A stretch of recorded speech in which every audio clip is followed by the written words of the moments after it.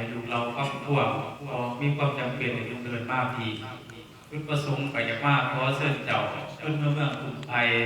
ราษฎรแน่หน่อยกับบางส่วนเมืองวงเงาจึงในภาคขบวนเขาวงโคทิมมาเวทขออยู่ยำเจ้าขึ้นมาบาดเกาลักน้ำพอน้ำเมษามาเสริมระดูมาต่อกับเมืองเขาบ้างเมื่ออยู่ในเมืองในว่างในเมืองในหน้าสัญญานำพองเป็นเจ้าเราผู้ล้างลูกที่เราอย่างไรน้อคำเลยดูลาบุตรแก้วสีไพพญาเวตุคำมือกันที่ลูกพักภาคห้องนครกวางเกาลังของยี่ยังทั้งสิ้นบ่เหมือนเขา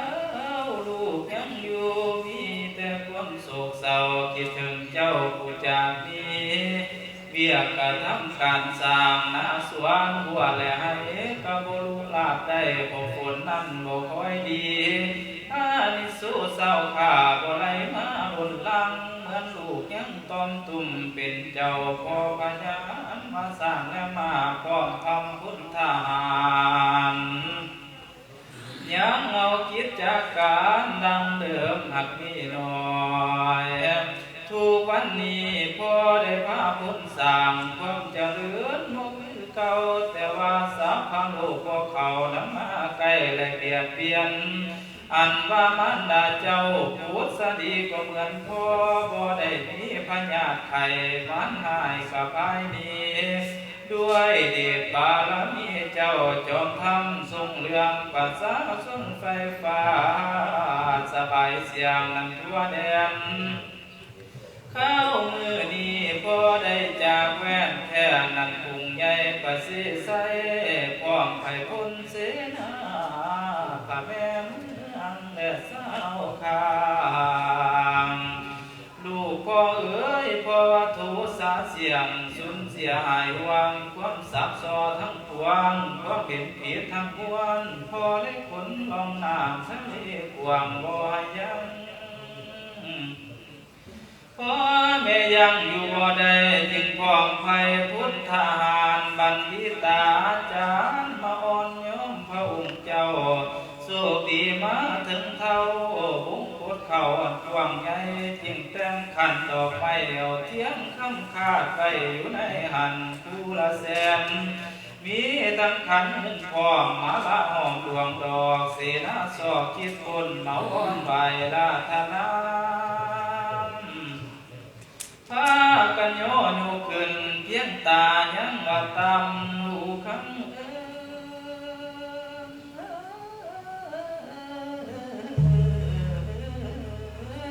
จำต้องย่อใส่คิวปนุ่มนิ้วแล้วก้าวจ้าขอสมมาฤาษีเจ้าจอมทำพญาเวททั่วใดนี้ละเทศเจ้าให้ไกลห่างเจ้าห่างวังสังพระองค์ว่าท่านสร้างมุ่งคุณตัวประเสริฐก็เลยเกิดแตกบ้านไผก็เว้าว่าบ่ดีอันนี้นั้นถึง7 เดือนทวนทุสากระสุนเป่า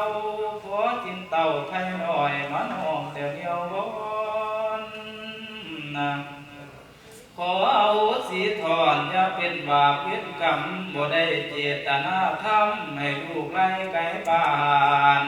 เป็นย้อนเทวดาเขาบันดลใจพวกไฟให้พ่อขับไล่เจ้าจอดห้างเจ้าห้างป่าเพื่อจะได้ก่อสร้างนั้นสมโพธิผู้ที่ยาน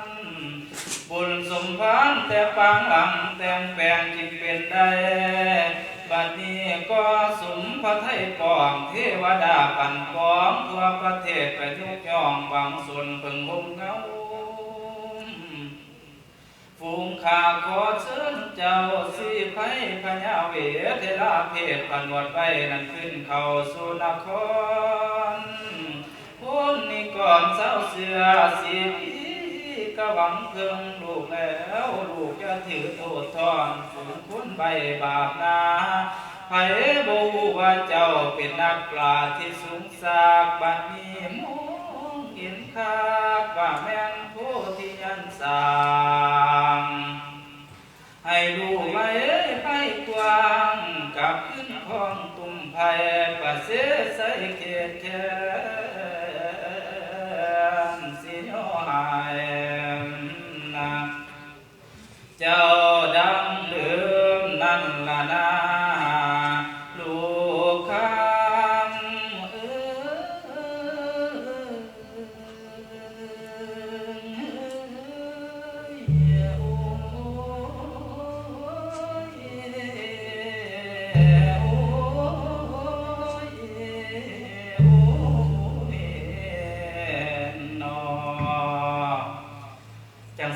คำเอ้ยความประชุมไม่หุ่มพอกับเราเป็นประวัติให้ดูฟังให้มั่นสัตว์ปล่อยคำที่จะเบาให้ดูขึ้นเมื่อเขาประเทศไทยน้ำพอเมษาเมื่อ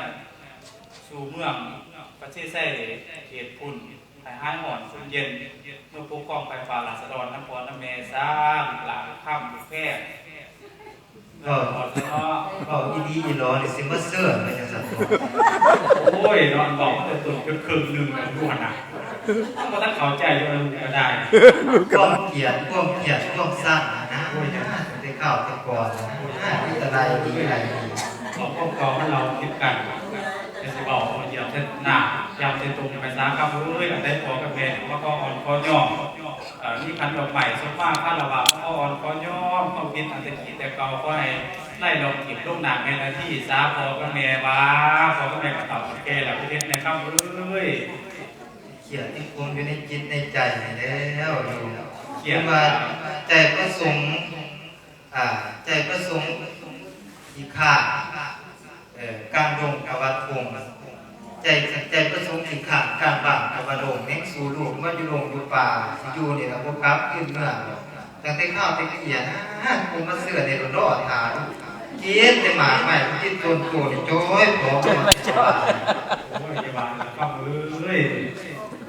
ออกไปคนละตามเข้าตามเข้าใหญ่หรอกว่าจะได้รอบบ่ายรอบได้พอเขาให้มันย่อมาเลยครับเอ้ยแทบเลยลาเลยในห้องเรา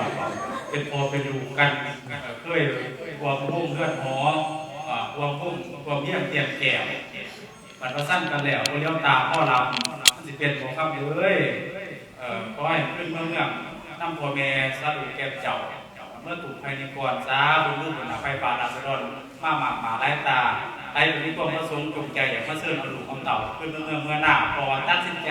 เมื่อพอน้ำแม่ซาพอว่าสร้างบุษรานั่งคิดขาเสร็จแล้วเนี่ยเขาคือเลยจะเป็นขาเขี่ยเลยจะหันขาจะดูปีบ่าเป็นหนาซื้อหลุดตัดสินใจซาพอว่าเด็กพอกับแม่กับไฟป่าราษฎรหมาไล่ตาว่า